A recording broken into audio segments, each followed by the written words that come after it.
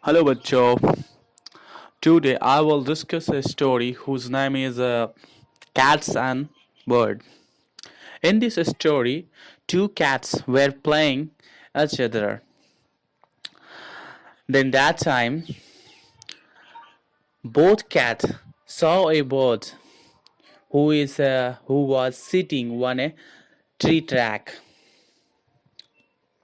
The mouth of a bird started watering.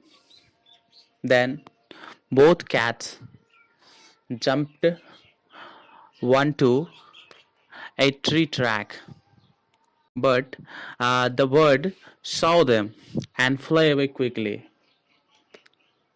And the poor cats were left rubbing their hands. Thank you.